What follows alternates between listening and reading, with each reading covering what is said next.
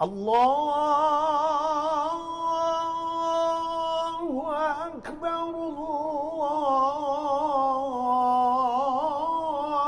الله أكبر. اللهم لا علم لنا إلا ما علمتنا إنك أنت العليم الحكيم وتب علينا إنك أنت التواب الرحيم. رب اشرح لي صدري ويسر لي أمري واحلل عقدة من لساني يفقهوا قولي. وقال الله تعالى في القرآن الكريم أعوذ بالله من الشيطان الرجيم بسم الله الرحمن الرحيم فلما بلغ معه السعي قال يا بني إني أرى في المنام أني أسبحك فانظر ماذا ترى قال يا أبت افعل ما تؤمر ستجدني إن شاء الله من الصابرين. Sadaqallahu alazim. Alhamdulillah, segala puji bagi Allah Subhanahu wa taala atas berbagai nikmat yang masih dianugerahkan kepada kita semua. Nikmat iman, nikmat kesehatan, nikmat umur. Mudah-mudahan umur kita menjadi umur yang barokah, panjang umurnya, diberikan kesehatan dan mudah melakukan amal soleh. Dan kita berdoa kepada Allah Subhanahu wa taala dengan terus meningkatkan amal soleh kita seiring umur kita yang semakin menua. Mudah-mudahan ketika Allah Subhanahu wa taala mengambil nyawa kita semua yang hadir dalam majelis subuh ini, juga para pendengar Radio Baitur Rahman dan Radio RRI, semuanya meninggal dalam husnul khatimah. Amin ya rabbal alamin. Salawat dan salam kita sanjung sajikan ke pangkuan junjungan kita baginda Nabi besar Muhammad SAW, Rasul yang menjadi uswah dan qudwah bagi kita semua. Kaum muslimin sidang jamaah salat subuh yang dimuliakan oleh Allah, Bapak Ibu yang dirahmati Allah, para pendengar Radio Baitur Rahman, Radio RRI, kita akan lanjutkan kajian kita tentang ayah hebat. Kemarin kita sudah membahas tipikal ayah yang dijelaskan di dalam Al-Quran. Kita sudah menjelaskan bagaimana keluarga Imran, keluarga Luqman. Kita akan lanjutkan pembahasan pada hari ini Bapak Ibu yang dimuliakan oleh Allah. 3 tipologi ayah yang digambarkan di dalam Al-Quran, yaitu Ibrahim, kemudian Nuh, dan Nabi Yakub alaihissalam dalam waktu yang singkat. Jamaah yang dimuliakan oleh Allah, sebelum saya memulai melihat beberapa ayat suci Al-Quran yang menjelaskan tentang tipologi ayah, mari kita ngecek sekarang. Tadi ketika bapak, ayah, ibu datang ke masjid ini, sudahkah kita memastikan anak-anak kita semuanya bangun untuk melakukan sholat subuh? Jadi jangan sampai kemudian kita bergerak ke masjid, kita membiarkan keluarga kita itu tertidur.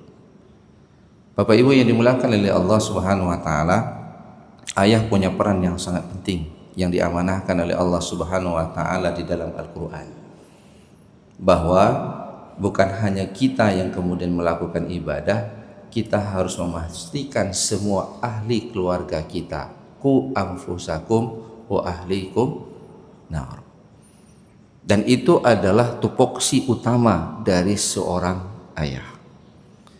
Jamaah yang dimuliakan oleh Allah, minggu kemarin, Rabu kemarin 12 November itu adalah hari ayah.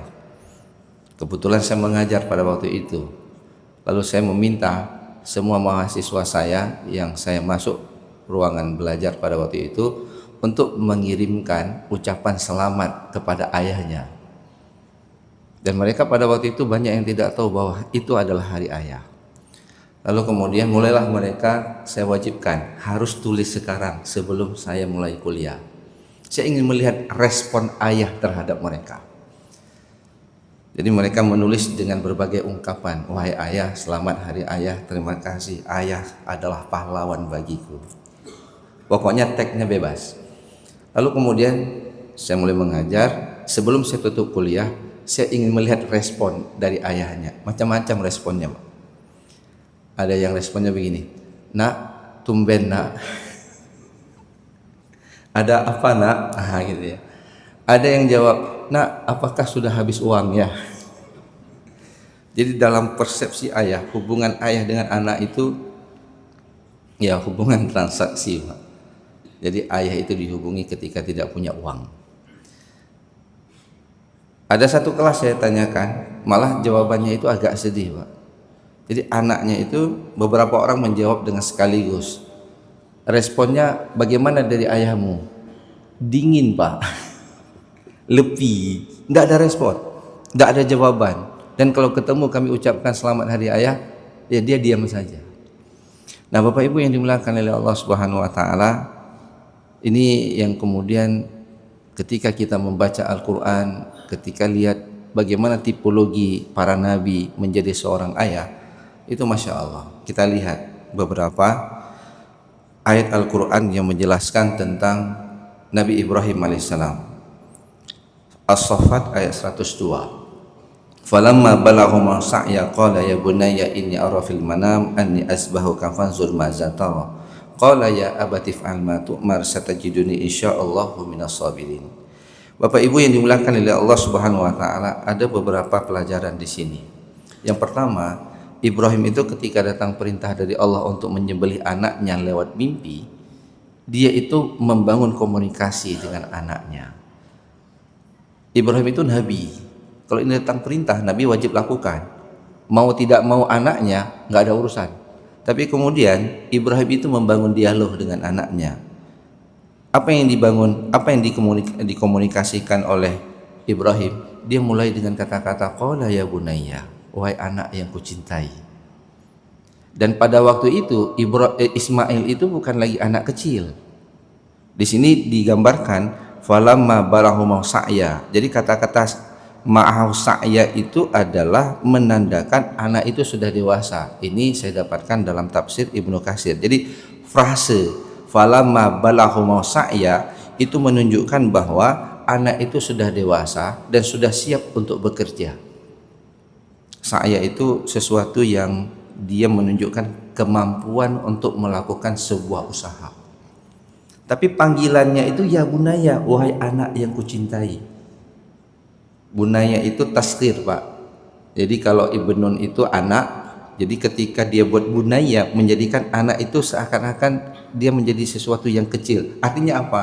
Walaupun kamu sudah besar, di sisi ayah kamu itu ibarat anak kecil yang dulu ayah peluk, ayah gendong. Itulah panggilan kasih sayang. Saya mau tanya sekarang, bapak-bapak masih nggak manggil anaknya anakku yang kucintai, walaupun anaknya udah nikah? Mungkin jarang. Mungkin untuk istri yang kucintai saja kalau sudah tua udah jarang. Geli saya dengar dipanggil. Nah, Bapak Ibu yang dimuliakan oleh Allah, dan jawabannya pun cukup menarik. Ya abati, wahai ayah yang kucintai. Kalau abi itu tingkatannya masih di bawah ya abati. Jadi abati itu panggilan kasih sayang dari seorang anak kepada ayahnya. Wahai ayah yang kucintai. Nah, Bapak Ibu yang dimuliakan oleh Allah, dari sisi panggilan saja itu sudah menunjukkan relasi yang sangat kuat antara seorang anak dengan seorang ayah. Lalu yang kedua, Ibrahim itu tidak mengeksekusi perintah Allah tanpa kemudian mendiskusikan kepada anaknya. Maka dia bertanya, dia berdialog. Bapak Ibu yang dimuliakan oleh Allah, wahai para ayah, seberapa banyak kita membangun dialog dengan anak kita terhadap mimpi dan masa depan mereka. Pernahkah kita bertanya, nak, kira-kira kamu ingin jadi apa, nak? Mimpi kamu apa, nak? Kamu besok mau buat apa, nak? Nak, ada masalah enggak? Apa yang kamu rasakan? Pernahkah kita kemudian sebagai seorang ayah, ini amanahnya kepada ayah, ya. Ibu-ibu juga punya tanggung jawab, tapi tanggung jawab ayah itu adalah lebih besar. Maka jemaah yang dimuliakan oleh Allah Subhanahu wa taala, dialog antara anak dengan ayah adalah adab yang dilakukan oleh para nabi dalam mendidik anak-anak mereka. Hatta itu perintah yang Allah perintahkan. Jangan sampai kemudian kita hanya menegakkan perintah tanpa kemudian membangun komunikasi yang sehat dengan anak kita. Nak, kamu wajib sholat. Kalau nggak sholat, kupukul kamu. Kita ancam anak kita. Nabi Ibrahim ini perintahnya untuk nyembelih, dan itu perintah Allah. Tapi kemudian dia membangun dialog. Apa pendapat kamu terhadap perintah Allah? Artinya ketika kita menegakkan Islam dalam rumah tangga kita, maka kita membangun kesadaran lewat dialog. Nak, sudahkah kamu sholat? Tahukah kenapa kamu harus sholat? Nak, mari sholat bersama ayah. Jadi Bapak Ibu yang dimuliakan oleh Allah Subhanahu wa taala, ini teladan yang ditunjukkan oleh Nabi Ibrahim kepada kita semua. Kita lihat lagi kemudian di dalam surah Al-Baqarah ayat 132. Wa wassa biha Ibrahim wa Yaqub ya bani innallaha astafa lakumuddin fala tamutunna illa wa antum muslimun. Ibrahim itu mewasiatkan ucapan kepada anak-anaknya yang itu kemudian diikuti oleh keturunannya yaitu Yakub. Wahai anak-anakku, ya bani, innallaha astafa lakumuddin. Sesungguhnya Allah telah memilih agama ini untukmu. Fala tamutunna illa wa antum muslimun. Janganlah kamu mati kecuali dalam keadaan muslim. Bapak Ibu yang dimuliakan oleh Allah Subhanahu wa taala, frase fala tamutunna illa wa antum muslimun, jangan mati kamu kecuali dalam agama Islam, itu menunjukkan bahwa ayah itu mengingatkan anaknya sampai di akhir kematiannya, kamu tetap harus berada dalam Islam. Jadi sesuatu yang kemudian menggelisahkan para nabi. Sehingga kalau kita lihat Ibrahim itu, dia punya anak Ismail dan Ishak. Kegelisahan dia terhadap anak-anaknya menjadikan dia berikan wasiat bukan masalah harta. Kadang-kadang yang kita pikirkan, nak, ini sebelum ayah meninggal dunia kita ke notaris, nak, harta kita faraidkan dulu, kita bagi-bagi dulu. Sehingga kadang-kadang ada orang tua yang mengatakan, saya Ustadz sudah agak tenang Ustadz, harta saya sudah mulai saya bagikan dan sudah saya buat notarisnya, mudah-mudahan anak-anak tidak ribut setelah saya meninggal dunia. Pertanyaan yang sangat mendasar, adakah kita berwasiat, nak, jangan pernah tinggalkan Islam, nak, kalau ayah mati kamu sembah Allah ataupun tidak? Itu wasiat sampai menjelang ajal. Maka jemaah yang dimuliakan oleh Allah Subhanahu wa taala, ini adalah pewarisan keimanan kepada anak-anak kita. Maka nanti kita lihat ketika Nabi Yakub di dalam surah ini, baterainya habis nih. Ketika Nabi Yakub nanti di dalam surah Al-Baqarah ayat 133, itu ketika beliau juga berwasiat, kuntum syuhada id hadara yaqubal maut iz qala li bani ma ta'buduna min ba'di qalu na'budu ilahaka wa ilaha baika Ibrahim wa Ismail wa Ishaq ilaha wahida wa nahnu lahu muslimun. Jadi Bapak Ibu yang dimuliakan oleh Allah Subhanahu wa taala, Nabi Yakub itu ketika dia menjelang kematiannya, maka yang ia pikirkan itu adalah dia panggil anak-anaknya, lalu dia bertanya, ma ta'buduna min ba'di, nak, kalau ayah mati kamu nyembah siapa, nak? Jadi tradisi kesolihan, pewarisan kesolihan itu terjadi. Ibrahim menurunkan kepada Ismail dan Ishak, Ishak menurunkan kepada Yakub, Yakub turunkan kepada Nabi Yusuf. Jadi ini keturunan ini semuanya menjadi para nabi ya. Kenapa? Ada kegelisahan dari orang tua yang bernama Ibrahim, diturunkan kepada Ismail, diturunkan kepada Ishak, Ishak turunkan kepada Yakub, Yakub turunkan kepada Yusuf. Kemarin kita sudah pernah membahas dalam 2 kali pertemuan sebelumnya bagaimana dialog antara Nabi Yakub dengan Nabi Yusuf alaihissalam. Ketika kita bicara Nabi Yusuf, selalu bicaranya tentang kegantengan Nabi Yusuf dengan Zulaikha. Tapi kita tidak melihat bagaimana hubungan Nabi Yakub dengan Nabi Yusuf yang membuat Yusuf itu menjadi bendaharawan negara. Maka jemaah yang dimuliakan oleh Allah Subhanahu wa taala, kalau kemudian saya kutip apa yang diungkapkan oleh Sayyid Qutb di dalam tafsirnya, bahwa seorang ayah itu harus mengecek keimanan dan kesolihan anaknya. Jangan sampai kemudian ada ungkapan begini, udah saya besarin dia, sudah banyak saya ingatkan dia, udah nikah dia, selesai urusan saya. Tidak. Urusan ayah itu sampai menjelang kematian, bukan hanya kematian ayah tapi juga kematian anak. Nanti kita lihat bagaimana Nabi Nuh alaihissalam memberikan nasihat kepada anaknya di ujung kematian anaknya. Maka jemaah yang dimuliakan oleh Allah Subhanahu wa taala, tugas kita sebagai seorang ayah adalah memastikan kontinuitas komitmen keimanan kepada anak-anak kita. Maka jemaah yang dimuliakan oleh Allah Subhanahu wa taala memberikan wasiat untuk mereka berada dalam keimanan, memberikan wasiat untuk mereka komitmen dengan keislaman adalah sebuah keniscayaan dan tanggung jawab seorang ayah, bukan hanya tanggung jawab berikan uang kepada anak-anak kita.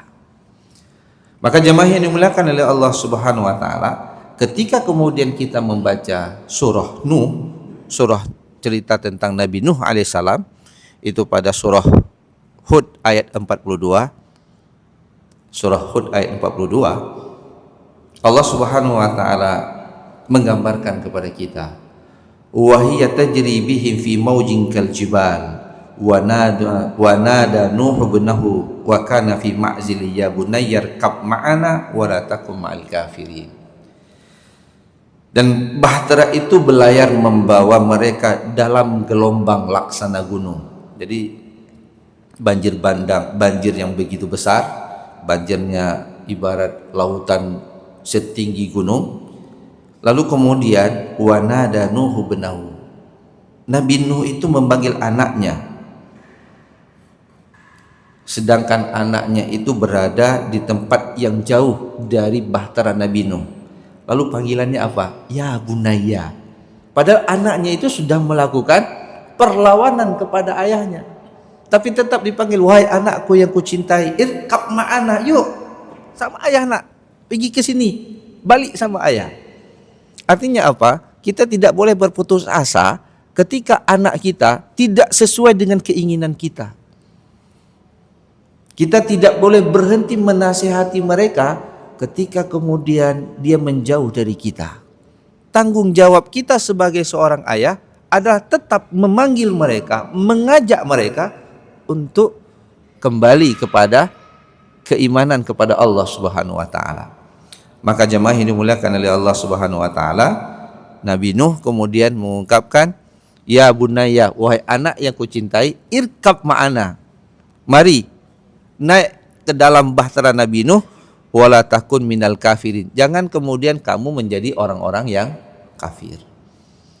Jadi jemaah yang dimuliakan oleh Allah Subhanahu wa taala, seburuk apapun anak kita, ya, sejahat apapun dalam tanda kutip ya, anak-anak kita ini, baterainya habis. Ya, sejahat apapun mungkin dalam pemahaman kita sebagai seorang anak, ayah anak itu tidak bersyukur kepada anak ayahnya, maka jangan pernah tinggalkan anak kita. Dan Nabi Nuh alaihissalam menunjukkan hal itu. Jelas anaknya melakukan perlawanan terhadap Nabi Nuh alaihissalam, tapi kemudian Nabi Nuh dengan penuh cinta tetap memanggil ya bunaya, wahai anak yang kucintai, di ujung kematian anaknya. Maka jemaah yang dimuliakan oleh Allah Subhanahu wa taala, ini tanggung jawab seorang ayah, tanggung jawab sampai menjelang kematian, baik kematian kita sebagai seorang ayah atau kematian anak kita sebagai seorang anak yang kita besarkan.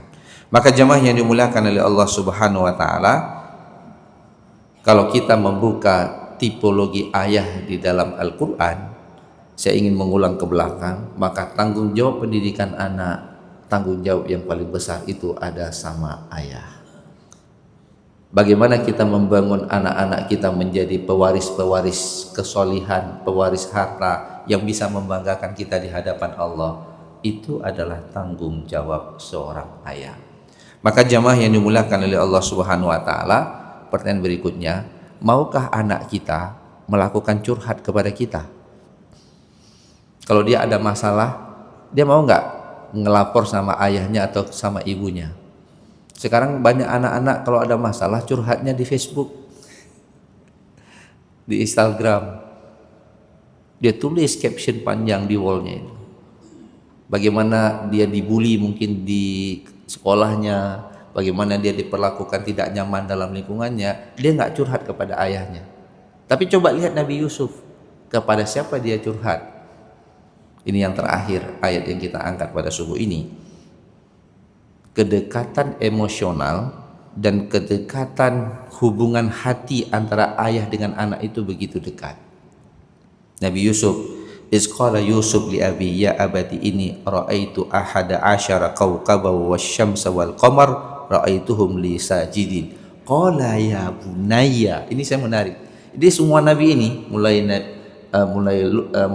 dari Luqman, kemudian Ibrahim, kemudian Nuh, kemudian Yakub, itu semuanya memanggil anaknya ya bunayya, wahai anakku yang kucintai. Ketika Yusuf bermimpi, dia melihat dalam mimpinya itu 11 bintang sujud dan matahari sujud kepadanya. Lalu kemudian dia mengatakan kepada ayahnya, wahai ayah, aku semalam bermimpi. Ini mimpinya dikomunikasikan sama ayah. Kira-kira anak kita ada nggak cerita tentang mimpinya kepada kita? Maka Bapak Ibu yang dimuliakan oleh Allah, ayah ini punya hubungan yang sangat kuat untuk membangun emosional antara si ayah dengan seorang anak. Lalu menariknya, ayah itu menjadi orang yang memproteksi, menjaga anaknya, bukan malah memarahi anaknya. Apa diungkapkan oleh Nabi Yakub? Qala ya bunayya, wahai anakku, la taqsus ru'yaka, jangan cerita mimpi kamu kepada siapa? Ala ikhwatika, kepada saudara-saudaramu. Karena kenapa? Nabi Yakub itu mengenal karakter anaknya, nanti mereka cemburu. Wahai ayah, kita kenal nggak karakter anak kita? Anak pertama, anak kedua, anak tiga, beda nggak antara mereka? Pasti beda.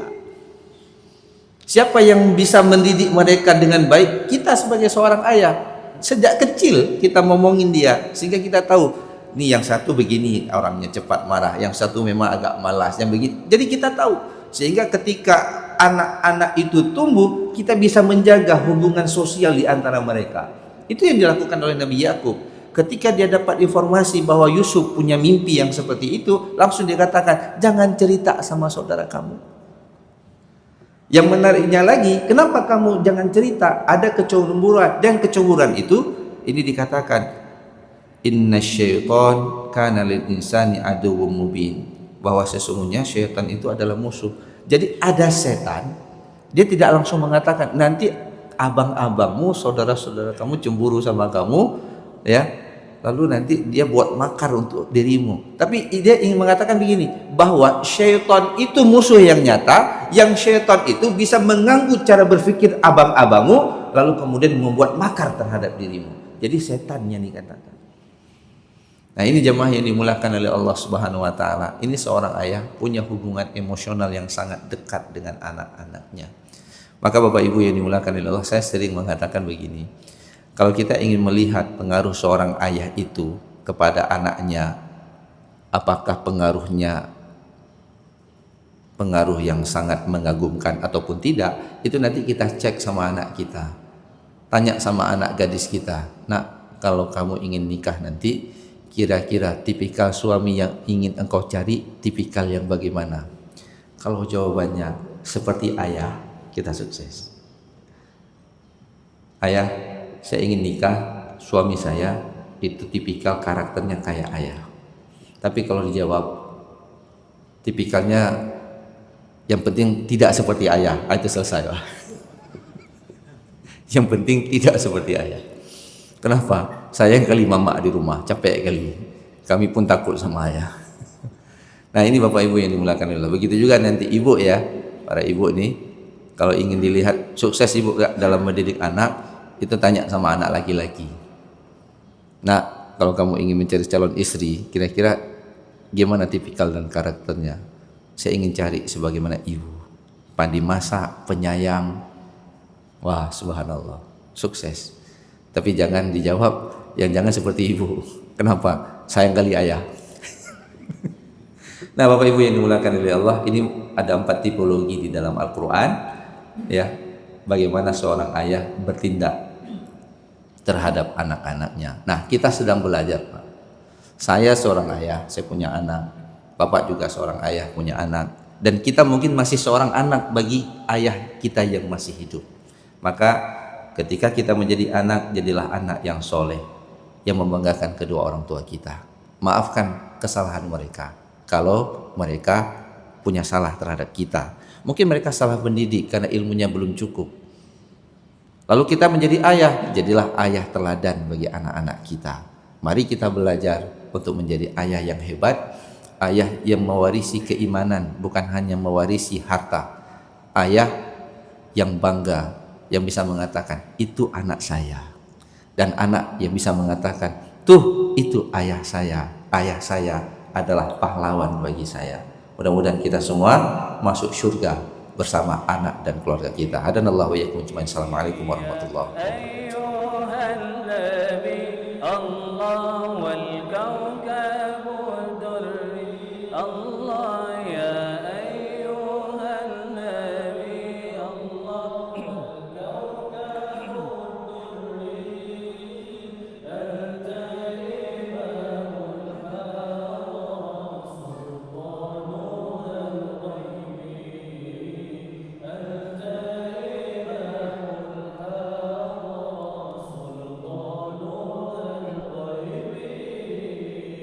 فإني عبد حملي ثقيل فإني عبد حملي ثقيل ولي ذنوب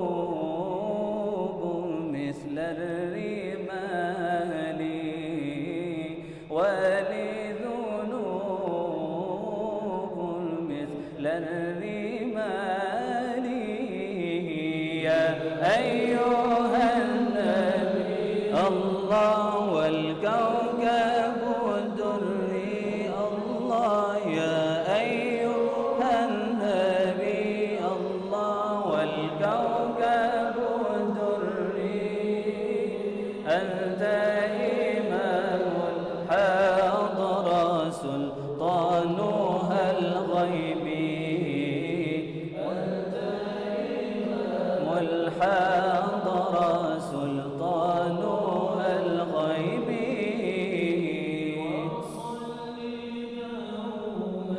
الله Terima kasih Gibraltar.